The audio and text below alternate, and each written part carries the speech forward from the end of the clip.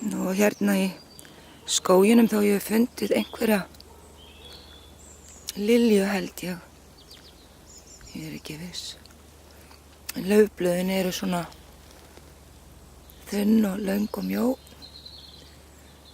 En hér fullt af fræjum inn í þessum berjum